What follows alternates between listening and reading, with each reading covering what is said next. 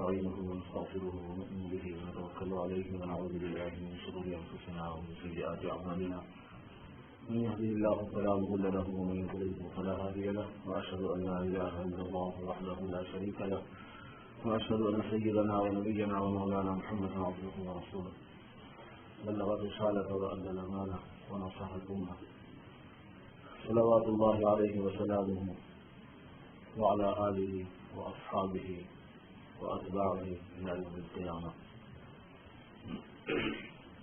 أما بعد،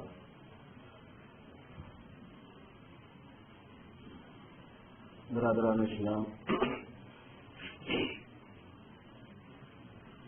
بات یہ چل رہی تھی کہ آپ صلی اللہ علیہ وسلم جب اپنے گھر سے باہر تشریف لے جاتے تو آپ کی سیرت اس میں کیا ہے، آپ کا طریقہ کیسا تھا؟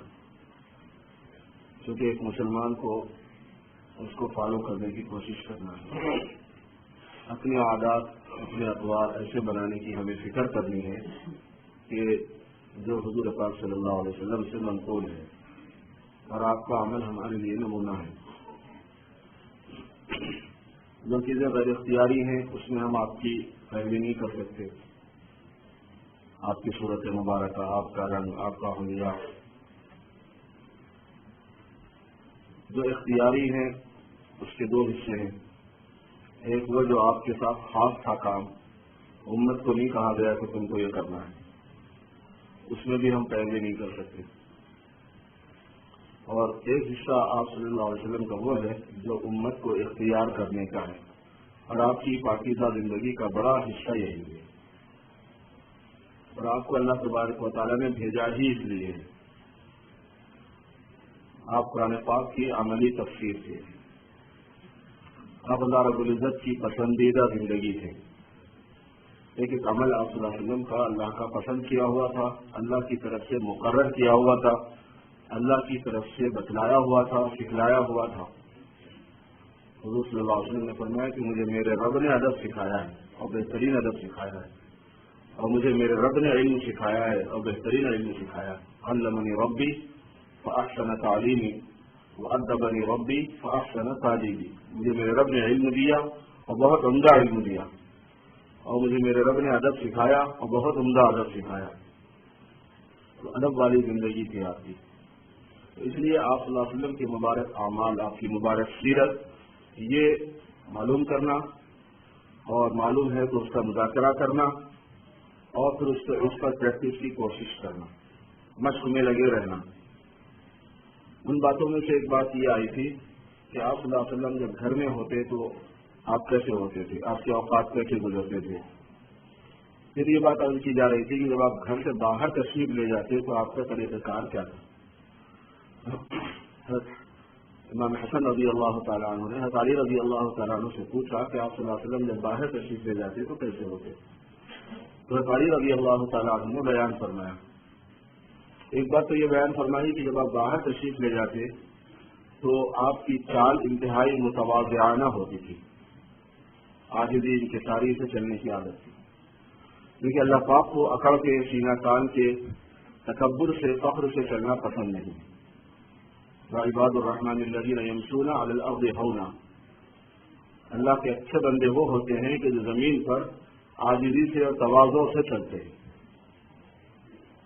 ولا تمشی فی الارض مرحا، زمین میں اکڑ کے مت چلو، انک لن تخرق الارض ولن تبلغ الجبال طولا، تم زمین میں پیر مار کے زمین کو پھاڑ نہیں سکتے،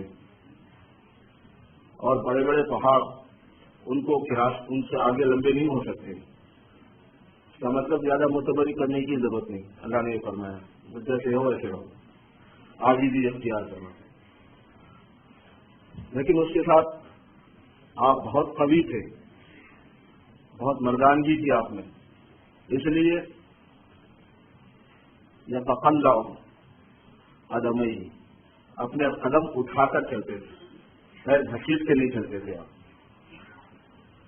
شراح حدیث نے اس کی شرح میں فرمایا کہ چال میں عورت پناہ نہیں تھا، عورتوں کے مثال پیر گھس گھس کے بالکل آہستہ سے اٹھا رہے، ایسا نہیں، پیر پورا اٹھا کے رکھنے کی عادت مبارک ہے، اور تیز چلتے تھے آپ۔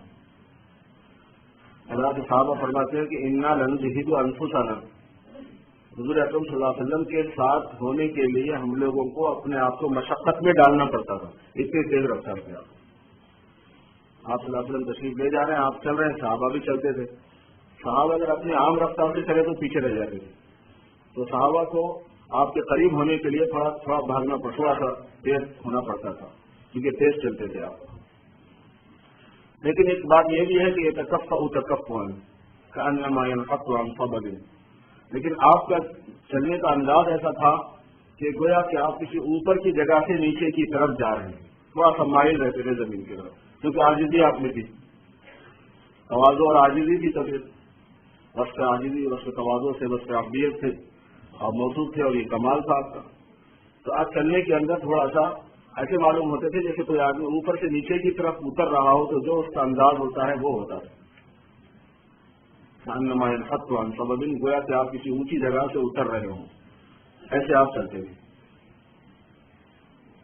اس کا مطلب یہ ہے کہ آدمی کی چال کے اندر تواضع بھی ہو، اور آدمی کی چال کے اندر سرعت اور تیزی بھی ہو، اور یہ ہے کہ ایک وقار اور تمکنت اور مردانگی بھی ہو. پھر آپ کی ایک عادت شریفہ یہ تھی کہ آپ مبادرت بالسلام فرما دیں، سلام میں اجرت کرنا، جو آپ سے ملتا آپ اس کو سلام فرما دیں. یہ اسلام کی بہت ہی خاص تعلیم ہے، بلکہ ابتدائی تعلیمات میں سے یہ چیز کہ جب مسلمان سے ملو تو سلام کرو. حضرات صحابہ فرماتے ہیں کہ ہم لوگ حضور صلی اللہ علیہ وسلم سے سلام میں ابتدا کرنے کی کوشش کرتے تھے، مگر کبھی کامیاب نہیں ہوتے. ہم چاہتے تھے کہ ہم پہلے کر لیں، لیکن ہمارے سوچنے کر حضور کر چکے ہوتے تھے. مبادرت بالسلام، سلام میں پہل کرنا.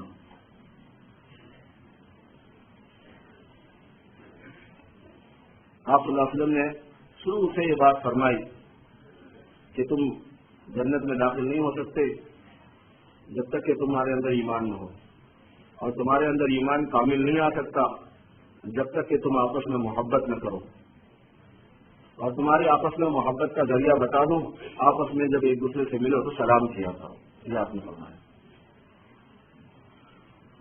سلام میں ہوتا یہ ہے کہ ایک مسلمان دوسرے مسلمان کو اس بات کا اعلان کر دیتا ہے کہ تمہاری جان اور تمہارا مال اور تمہاری عزت میری طرف سے محفوظ ہے.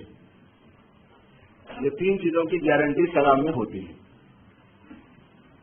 معاشرے میں سوسائٹی کے اندر امن اور سکون کب آئے گا؟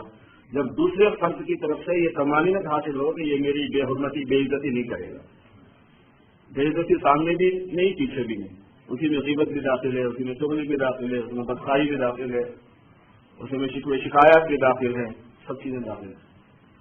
بے عزتی نہیں کرے گا اور مال کو نقصان نہیں پہنچائے گا، میرا مال محفوظ ہے، اور جان کو بھی نقصان نہیں پہنچائے گا. جان کی سلامتی اپنی طرف سے، اور مال کی سلامتی اپنی طرف سے، اور عزت کی سلامتی اپنی طرف سے، یعنی اس کی شیورٹی دینے کا نام سلام ہے کہ میری طرف سے تو مطمئن رہو. اور آپ نے ہر ایک کو سلام کرنے کو فرمایا. بڑے چھوٹے کی تقسیم نہیں ہے، عالم جاہل کی تقسیم نہیں ہے، غریب امیر کی تقسیم نہیں ہے، حاکم رعیت کی تقسیم نہیں ہے. آداب بتائے گئے کہ چھوٹے کوشش کریں کہ بڑوں کو پہلے کریں، اولاد کو چاہیے کہ پیرنٹس کو پہلے کریں، شاگردوں کو چاہیے کہ استادوں کو پہلے کریں، کھڑے ہوئے آدمی کو چاہیے کہ بیٹھنے والوں پہ پہل کریں.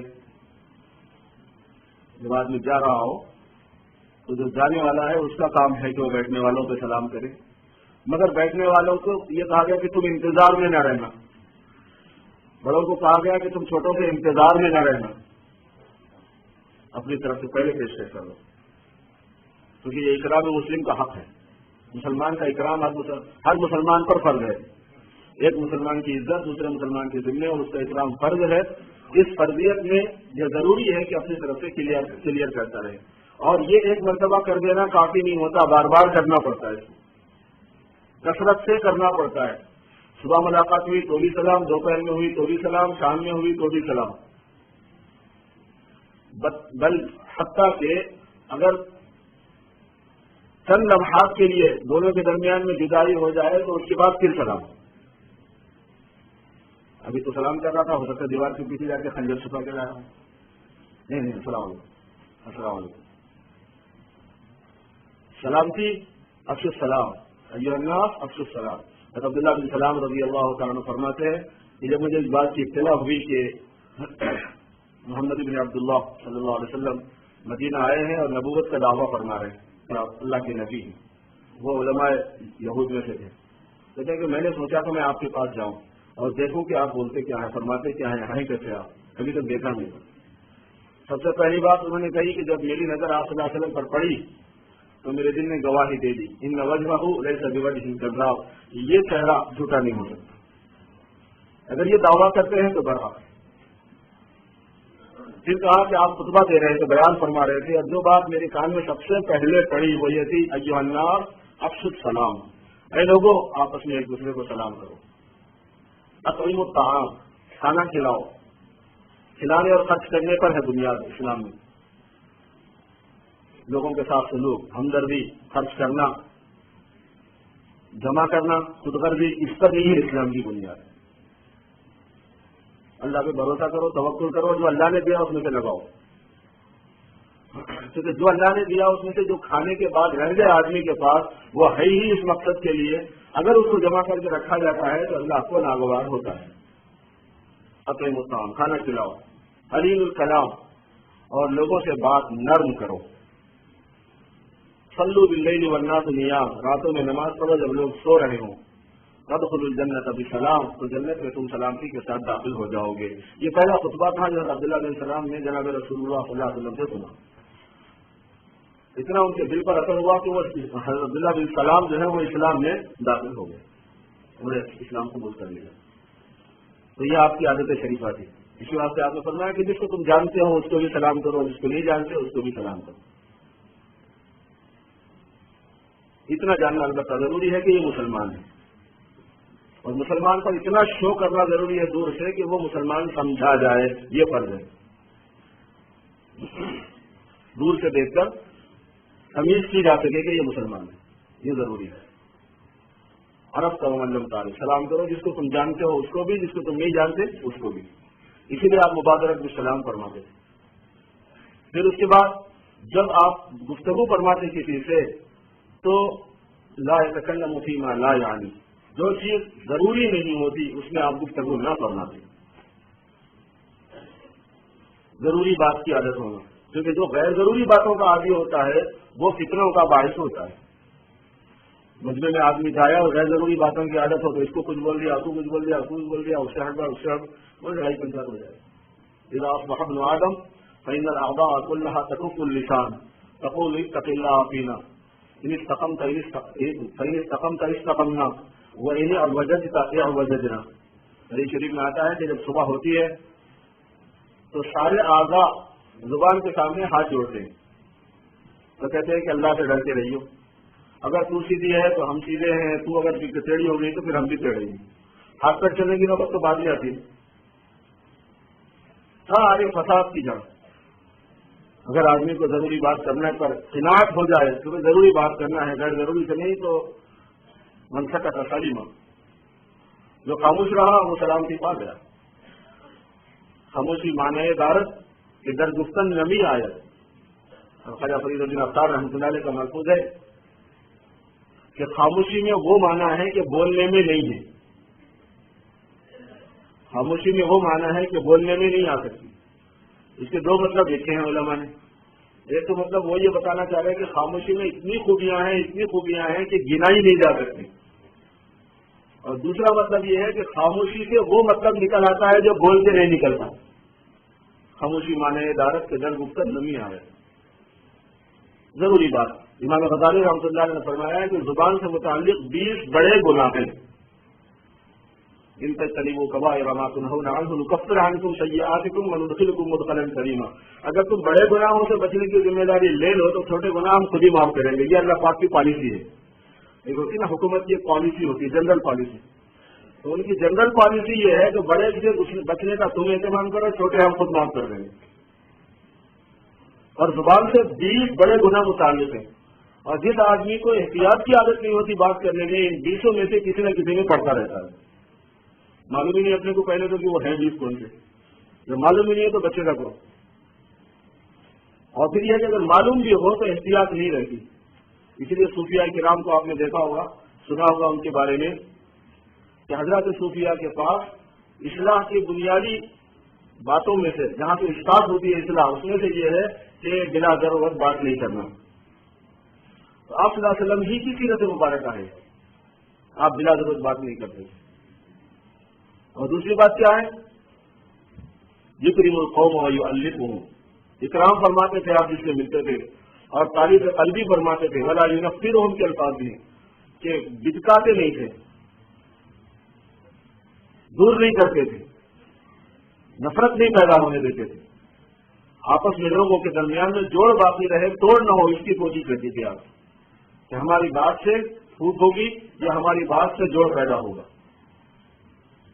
یحذر الناس ویحترز منهم، لوگوں کو ڈراتے تھے نامناسب حرکتوں سے، نامناسب باتوں سے، اور اللہ کا خوف دلاتے تھے. یحذر کے معنی یخوف کے اللہ کا خوف دلاتے تھے کہ دیکھو اللہ سے ڈر کے رہنا. اور ویحترز منهم، لوگوں سے اپنی حفاظت بھی فرماتے. یہ بھی ایک عجیب بات ہے، اپنا بچاؤ یعنی اپنی سیفٹی. حالانکہ آپ کو تکلیف کون پہنچاتا، خاص طور پر اپنوں میں تو سب دانشار تھے، لیکن اصول زندگی ہے یہ، اپنی قدبی، اپنی احتیاط. عمر رضی اللہ تعالیٰ عنہ سے پوچھا گیا کہ سمجھدار آدمی کون ہے؟ فرمایا کہ من لا یخدع ولا یخدع، جو نہ دھوکہ دے نہ دھوکہ کھائے. ہمارے پاس جو بھولا ہوتا ہے وہ دھوکہ کھانے والا ہوتا ہے، جو شاد ہوتا ہے وہ دھوکہ دینے والا ہوتا ہے. اسلام کا کمال دونوں میں سے کسی میں بھی نہیں ہوتا ہے. کمال اسلام یہ ہے کہ آدمی کے اندر بھولاپن، خدا کا خوف بھی ہو، اور اس کے ساتھ وہ تیز ہو، ایک دم بلیغ، دماغی نہیں چلتا، سست مٹھس. یہ تھوڑی اسلام کی شان ہے. اسلام ایسے تھوڑی بناتا ہے آدمیوں کو. نہیں، چست ہو، مستعد ہو، بیدار مغز ہو، ہوشیار ہو، نہ اپنی ذات سے دوسروں کو نقصان پہنچائے نہ دوسروں کا نقصان اٹھائے. دوسروں سے نقصان سے اپنے آپ کو بچانا. معاملات میں، ڈیلنگ میں یہ واقعات بہت پیش آتے ہیں ہمارے بھائیوں کے ساتھ. جو دین کی طرف مائل ہے وہ بیچارہ اعتماد سے اعتماد کرتا ہے، ٹرسٹ کرتا ہے، اصولوں کو اپناتے ہیں. اصول فالو نہیں کرتے، بھروسہ کر لیے کسی کی بات پہ، زبان پہ بھروسہ کر رہے ہیں. بھائی زبان پہ بھروسہ کیا جاتا ہے، مگر ضابطہ شریعت کا یہ ہے کہ لکھو نا اس کو، پیپر ورک تو صحیح کرو، اس کا فارمیلٹیز تو پورے کرو اس کے. کل کے دن آج پیسے ہاتھ میں نہیں ہے، کل پیسے بن جائیں گے، کاروبار چل پڑے گا تو پھر تو اختلافات ہوں گے. تو جس کی جو بن پڑے گی وہ کر لے گا. اللہ کا خوف اتنا غالب کہاں ہے؟ ویحترز منهم، بات چیت میں، معاملات میں اور دوسری چیزوں میں کہ نہ دھوکہ دے کسی کو، نہ دھوکہ کھائے کسی سے. یحذر الناس ویحترز منهم. آپ جب باہر تشریف لاتے تو یہ باہر کے اندر آپ کے جو اوصاف واش کیا اللہ کے صحابہ نے اس کو بیان فرما رہے کہ آپ کا انداز یہ ہوتا تھا. لیکن ویحترز منهم کے بعد ایک جملہ اور ہے، من غیر ان یطوی عنہم بشرہ، بغیر اس کے کہ اپنے چہرے کو لوگوں سے لپٹ کے رکھیں، یعنی کیا کہتے ہیں، بچا کے رکھیں. بشر تو مطلب ہے کہ بشاشت وجہ جو ہے، طلاقت وجہ، مسکراہٹ، خندہ پیشانی، یعنی خندہ روئی اور خندہ پیشانی کو برقرار رکھتے ہوئے اپنی حفاظت فرماتے تھے. کیونکہ اپنے کو بچنے والا بعض مطلب آدمی تھوڑا سا ایسا اپنا پہلو تری اختیار کرتا ہے، بات بھی کھل کے نہیں کر رہے ہیں، مل رہے بھی نہیں کھل کے، انداز بھی جو ہے نا گم سا ہے اور چھپا چھپا سا ہے. ظاہر ہے کہ اسے تو سمجھنے میں پتہ نہیں آدمی کیا میرے بارے میں سوچ رہا ہے. نہیں، من غیر ان یطوی عنہم بشرہ، بغیر اس کے کہ اپنی خندہ پیشانی کو یعنی آپ برقرار رکھتے ہو، اپنی خندہ پیشانی کو برقرار رکھتے ہوئے لوگوں سے اپنی حفاظت فرماتے تھے. احتیاط الگ چیز ہوتی ہے، بدگمانی الگ چیز ہوتی ہے. بدگمانی کسی کے ساتھ بھی ناجائز ہے، لیکن احتیاط ہر جگہ ضروری ہے. جب ہم لوگ مسجد آتے ہیں تو اپنے جوتے اٹھا کے رکھ لیتے ہیں. یہ مطلب یہ کہ مسجد میں چور آ رہے ہیں. بدگمانی کسی کے ساتھ نہیں ہے کہ مسجد میں چور آتے ہیں. ہو بھی جاتی ہے بعض مرتبہ چوری مسجد میں، لیکن گمان تو مسلمان کا یہ ہے کہ جب وہ نماز کو آ رہا ہے تو اللہ کی عبادت کے لیے آ رہا ہے، چور تھوڑے آ رہا ہے. لیکن جوتے اپنے اٹھا کے رکھنے ہوتے ہیں، لوگوں کو دوسروں کو تکلیف نہ ہو اس لیے بھی، اور اپنی جوتی اپنی عبادت سے رہے اس لیے. احتیاط، گاڑی لاک کر کے صحیح جگہ پہ پارک کر کے کسی دوسرے کو تکلیف نہ پہنچے۔ آپ صلی اللہ علیہ وسلم معراج میں تشریف لے گئے تو اپنے براق کو پتھر سے باندھ کے بیت المقدس میں داخل ہوئے۔ جبرائیل جس کے وہ ہیں نگران ہیں اور خادم ہیں براق کو لے جانے والے، اور براق جنت کا ہے اور آپ کو معراج میں لے جایا جا رہا ہے، مگر آپ نے کہا کہ نہیں، یہ دنیا کا اصول یہی ہے کہ سواری کو پہلے باندھ دو، اللہ پہ بھروسہ ہے میرا، واپس جانے تک گاڑی چھوڑی، اور اللہ سے بدگمانی کے بعد آپ نے ہماری حفاظت کی کہ بھائی کیوں کرے تیری حفاظت، دوسرا بھی تو بندہ آخر اس کی بھی تو ہوتی ہے، تھوڑی کام اس کا بھی چل رہا ہے، جو حلال سے چاہتا ہے اس کو حلال سے دیتے ہیں، جو حرام سے چاہتا ہے اس کو حرام سے دیتے ہیں۔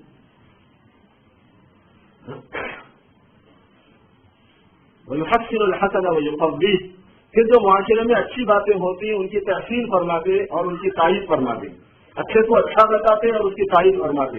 وَيُقَبِّحُ الْقَبِيحَ وَيُوَحِّيهِ، اور جو نامناسب بات ہوتی اس کی برائی ظاہر فرما دیتے، چھپاتے نہیں۔ لوگ برا مان جائیں گے، لوگوں کو اچھا نہیں لگے گا، لوگ کیا کہیں گے، ایسا بولنے والا کبھی کوئی دین کی بات بول ہی نہیں سکتا۔ جو بات بری ہے اس کے برے ہونے کو ظاہر کرتے رہنا، تاکہ آج نہیں تو کل نہیں تو پرسوں آدمی توبہ کرے گا۔ یہ آپ صلی اللہ علیہ وسلم کی سیرت ہے۔ وَيُحَسِّنُ الْحَسَنَ وَيُقَبِّحُ الْقَبِيحَ وَيُوَحِّيهِ۔ بس بقیہ باتیں انشاءاللہ پھر سنتیں پڑھ لیں گے۔